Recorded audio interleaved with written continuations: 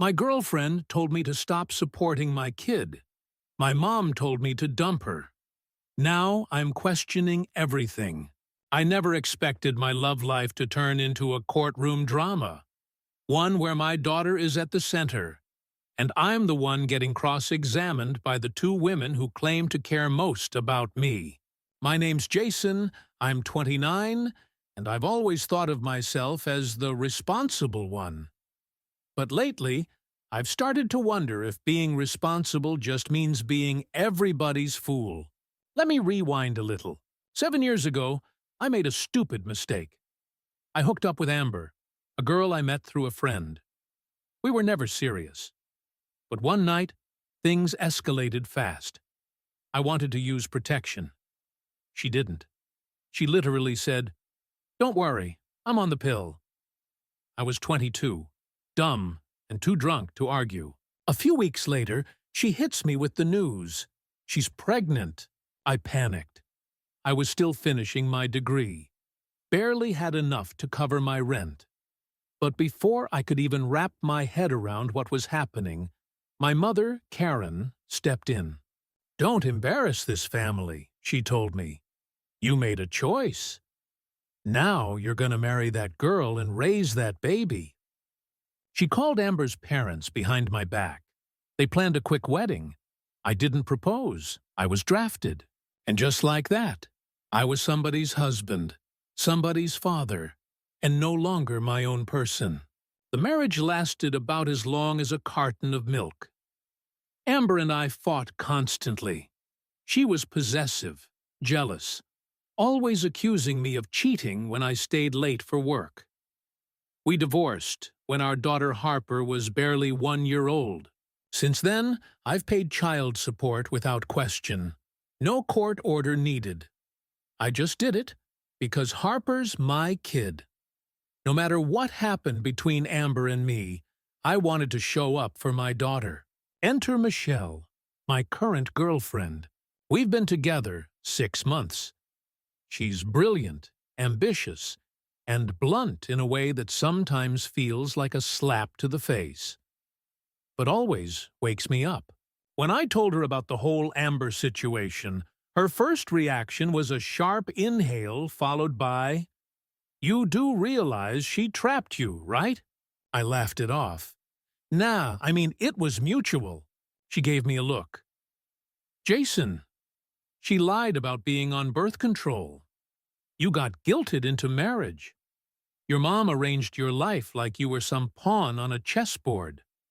That's not mutual. That's manipulation." And just like that, a seed was planted. Michelle kept pushing. She told me I should have gotten a paternity test, which I never did, by the way.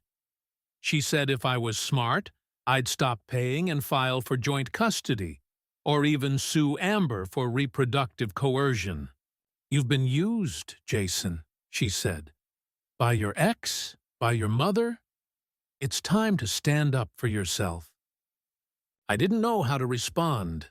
I'd always seen my support payments as proof that I was a good man. But Michelle made me question everything.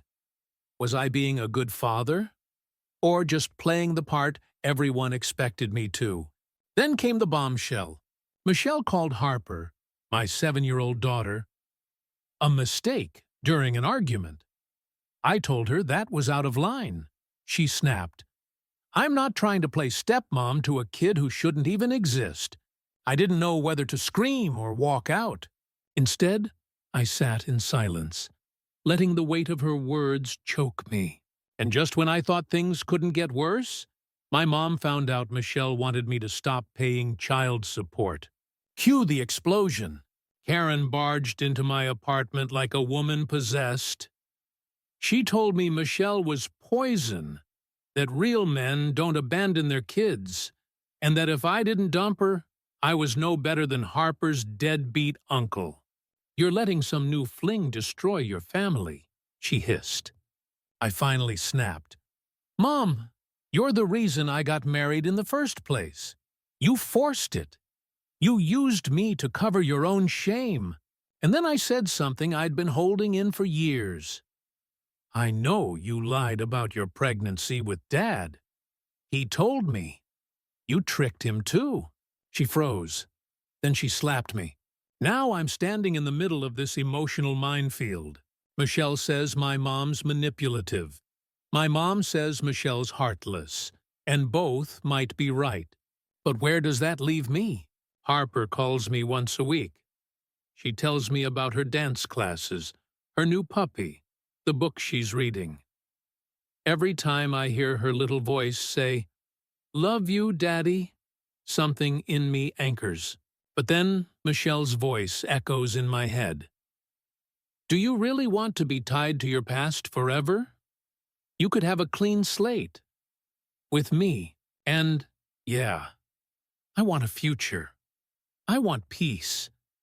I want to feel like I'm not paying for mistakes I made as a dumb 22-year-old. But does that future require cutting ties with my own kid? Even if I hate Amber's guts, do I punish Harper for that? There's one more thing that keeps haunting me.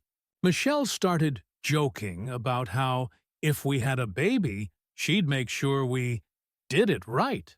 She said, "No lies, no accidental pregnancies, just control and consent, the way grown-ups do it." But then she laughed and added, "Although, if I did want to lock you down, I'd do it better than Amber did." I know she was joking, but it didn't feel like a joke. It felt like a warning. So here I am, caught between a woman who wants to rewrite my past and a mother who refuses to admit she messed up mine. I love Michelle, but I don't know if I can love someone who resents my child. I'm loyal to my mom, but I'm tired of living under the weight of her expectations. I don't want to be trapped anymore. Not by guilt, not by obligation, not by manipulation dressed up as love. But I also don't want to walk away from my daughter just to make things easier. So, what do? Am I being weak for still paying child support out of my own pocket? Or am I being strong for refusing to let someone else rewrite what fatherhood means to me? And here's the bigger question I need you to answer in the comments. When someone jokes about trapping or controlling a partner, is that ever really a joke?